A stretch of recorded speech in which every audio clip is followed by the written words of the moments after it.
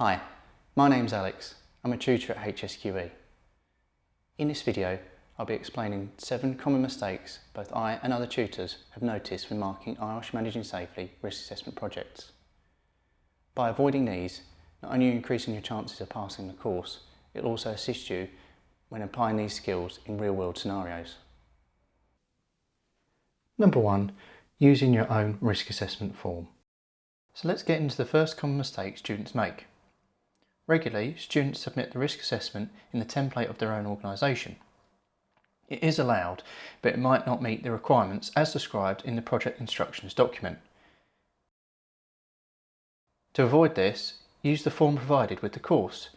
This form is designed specifically to meet the project's criteria and ensure you cover all necessary aspects.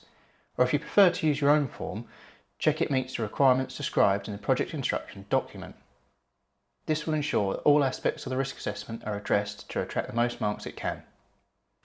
So number 2, not supplying 4 separate hazards. We often see risk assessments that do not have 4 separate hazards, which causes them to lose many marks.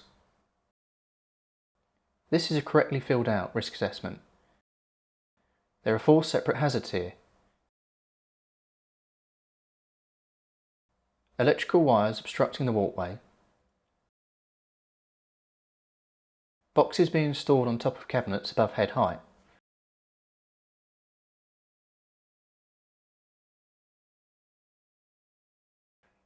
vehicles and people using the same space in the car park,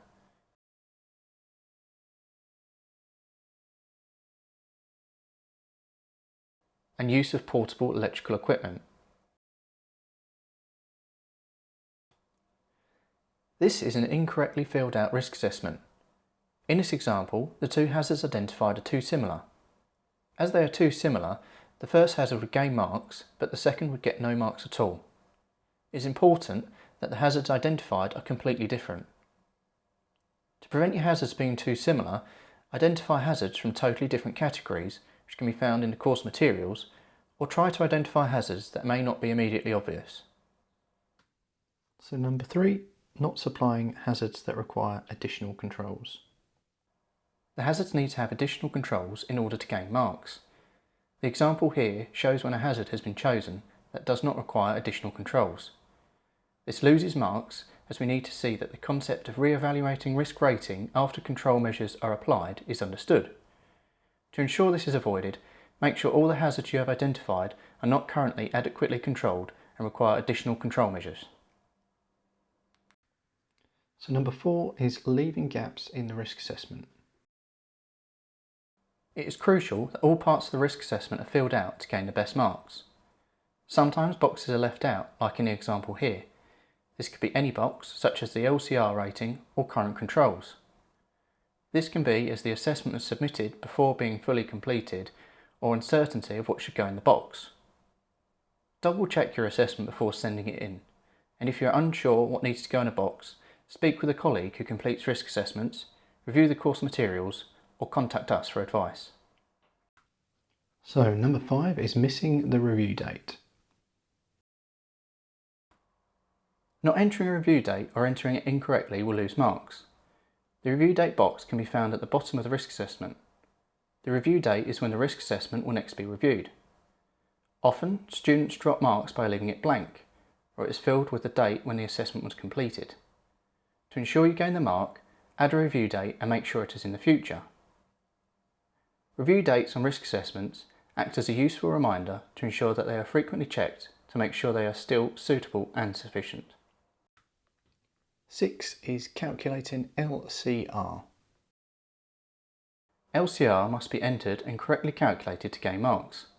L is for likelihood, C is for consequence, and R is for risk rating. They are described in detail in the course. Sometimes these are left blank or not calculated correctly. It must be filled out and calculated correctly to gain marks. If you are struggling with LCR, visit Module 2, Assessing Risks, in your IOSH Managing Safely course. Finally, number 7, who will implement/monitor controls and when. Often, the person completing the assessment will put themselves as monitoring or actioning the additional control measures, which isn't always correct. The action or monitoring by when also can have errors when it has not been understood. This is what the column should look like. The example shows a good understanding of who will monitor or undertake the action with the relevant workplace roles identified.